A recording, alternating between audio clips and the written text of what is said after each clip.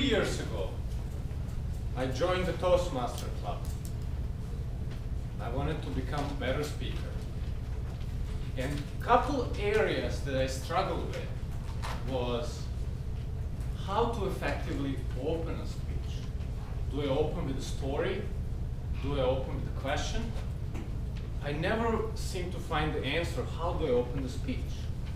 And another area that I struggled with was nervousness at the beginning. Every time I step on a stage, I seem to be very nervous.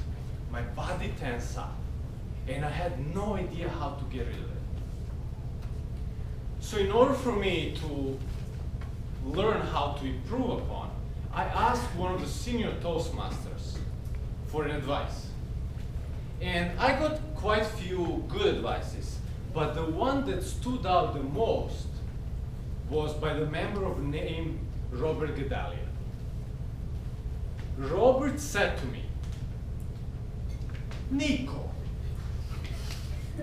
you're overthinking. The best way to open your speech and to get rid of nervousness is to simply pause.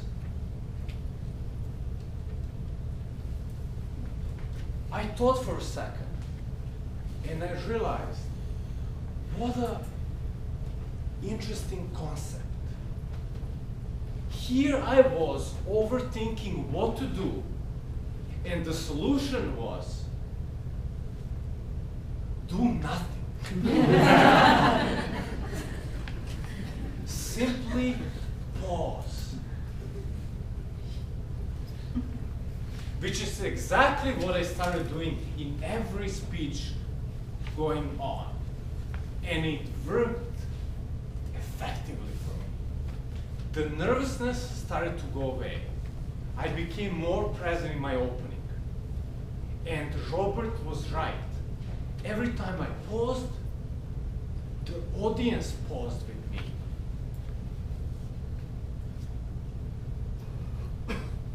Over the last couple of years, I realized that pausing is not only effective for public speaking, but it also has excellent effect in your life,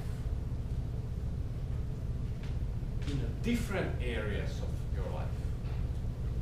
And I'm going to give you one example where I wished I knew that I should pause. It was 10 years ago. I was in a small little summer town called Dewey Beach, Delaware. Any of you heard of that? Dewey Beach, Delaware, couple hands. I was out to meet my girlfriend, and I had quite a few drinks that night. It's a summer town. She was out with her girlfriends, and we met, and she seemed very upset. So I asked her, babe, what's going on? She replied, there was a guy who was harassing her in the bar. And I got furious about it.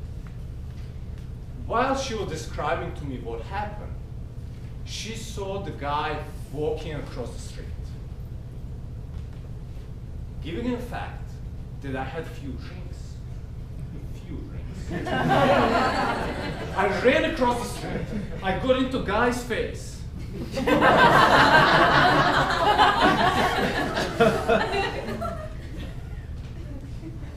Little did I know that he seemed to be some sort of martial artist.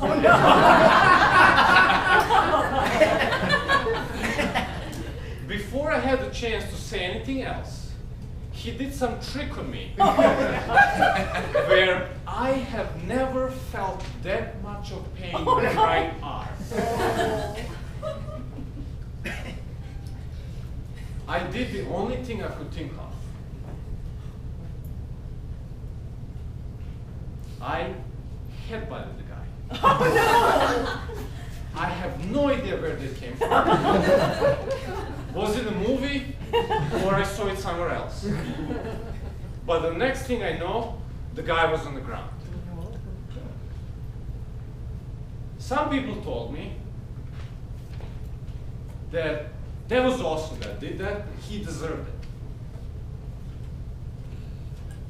But what they don't know is that in within 15 seconds, I was on the ground as well.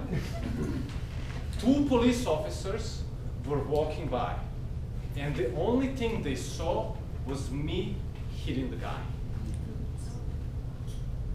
Now, have I known that this situation is going to turn into me going to jail that night? Having to pay fines. And the worst part was that years later, when I applied for citizenship, things got delayed. I had to get a lawyer, I had to pay extra fees, and I had to wait for extra time living in uncertainty whether the guy who is headbutting people around will be accepted as a citizen. Luckily, things did turn out well for me. But if I can go back, what I would tell to myself was, pause. Let the anger pass by, and you'll be able to make better decisions. Madam Toastmaster, fellow Toastmasters and guests, now I use pause in all of areas of my life. In my private life, if I'm having a heated argument with my girlfriend, I simply pause before I respond. When I have someone talk to me, I simply pause so I can hear them. In my professional life, I pause when I'm in meetings, one-on-one or group settings, and I can hear people out. So I encourage you all to try the simple tool